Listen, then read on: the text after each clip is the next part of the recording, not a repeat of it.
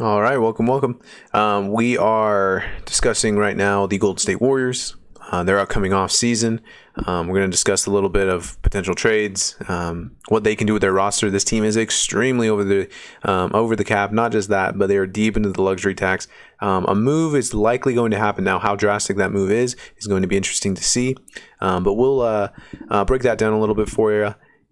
Again, feel free to comment. Feel free to throw something in the chat. Feel free to like the video, subscribe. We're going to be making a lot more videos ahead of the offseason, during the offseason, and obviously also focusing before and after the draft as well. So let's jump into the Warriors.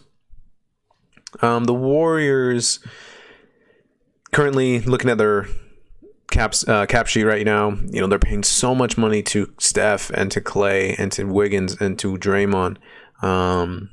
You know, I don't suspect too much that they're going to bring back Kelly Oubre. There is potential, I think, that they can maybe sign and trade him. I think there's some cap rules that if you're like too much over the cap or way too deep into the luxury, you may not be able to sign and trade.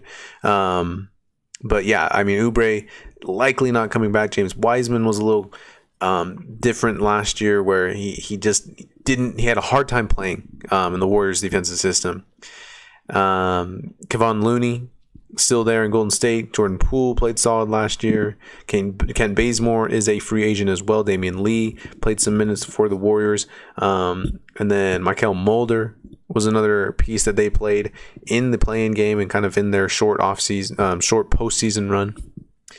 And yeah, let's go into this here and look at what the Warriors could potentially do. Now, I think a lot of people have heard, you know, Bradley Beal has been a name that people throw out there as to are the Warriors going to go all in on trying to get a Bradley Beal trade? You know, what would that look like exactly? Look, I guess the real short answer is that they are going to have to throw in Andrew Wiggins in order to make that kind of a thing happen. Obviously, the salaries, because they're over the cap, they need it to match dollar for dollar.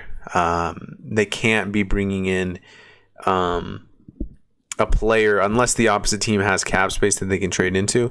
I don't see a real way that they can make a trade without Andrew Wiggins being involved. So the one thing that is interesting to see here is the Golden State will have one pick that goes to Memphis in 2024. If it doesn't convey, kind of goes on the next few years, Memphis will ultimately get this Warriors pick depending on when it conveys. So they're pretty interesting. They're a pretty interesting watch here in the offseason, Golden State, because 7 and 14 are their current picks. So they have these 2 lottery picks, but everybody has mentioned, you know, they're going to try to trade them. They're going to try to move these picks to be able to get a veteran player. Now, Golden State understands they don't have Steph for another long while, right? They understand that. They understand that, you know, Clay's coming off an injury. They understand that Draymond kind of had a slow start to last year and then picked it up in the second half of the year, but how durable is he moving forward to be able to, you know, continuously play that long? And I know last year was a shortened regular season, but still long nonetheless. Some fun things about the Warriors is that they were actually defensively one of the better teams in the league last year. Number 5 in the NBA in defensive rating.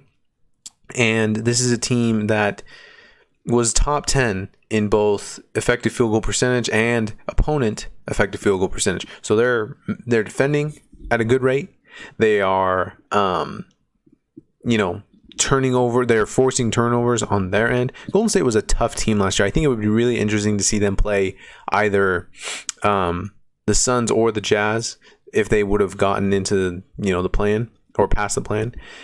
This is a good team, but again, you worry because, you know, time is relatively running out. You don't have much years. How many years of peak Steph Curry are we going to get? You don't know. So this team needs to kind of get that figured out. So what can Wiseman / Wiggins and these picks net? Well, let's go into some rumors and we'll talk a little bit about what could potentially happen with the Warriors with these picks if they keep them. obviously that's one thing. If they trade him, that's another thing. So here's a little news that came out today about Chris Duarte. Duarte is being targeted heavily by the Knicks, and so there's in this report that comes out from, it looks like Chad Ford, that the Knicks are trying to get ahead of the Warriors and the Wizards, who apparently are teams that Duarte's that are being targeted by Duarte. So I believe that Duarte's probably going to go top 15 in the draft. I think that's pretty obvious here. He doesn't slip by Golden State and Washington. In fact, there's probably a team that's going to try to leapfrog him. It's not just the Knicks. There are other teams that are high on Chris Duarte.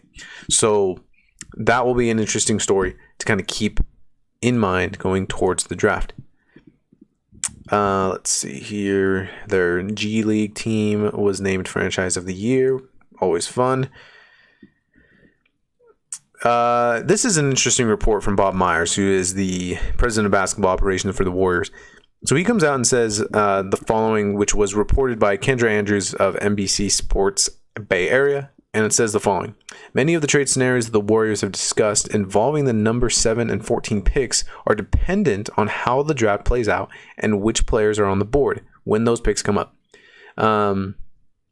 So this is a story by by Kendra Andrews in the Bay Area. And I think it's interesting to note because, again, what is a lot of people, what is their opinion on the Warriors and this upcoming draft? It is that they're going to try to trade 7 and 14, try to get a veteran, and see what they can get. Now it kind of seems like there's a relative backpedal. Maybe it is just kind of them planning, but it sounds like you got to imagine the Warriors and that front office have been pushing hard for something to come out of those 2 picks. And maybe they're kind of starting to kind of leak this out in a way and say, okay, well, don't be surprised if we use these picks, and because if something were to happen where we have a player that drops to us, then we'll obviously keep it. A little interesting there. I think it will be interesting to see what those 2 picks can land the Warriors.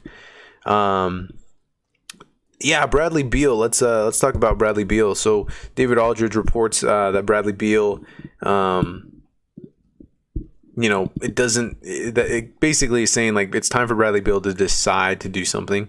Is it time to just kind of rip off the Band-Aid and say, hey, I'm out. I don't want to be in Washington anymore. Golden State is a interesting team to watch in this Beal sweepstakes. It says the Raptors. There's a lot of reports about the Celtics as well. So what would the Warriors need to do? I think it's definitely Wiseman.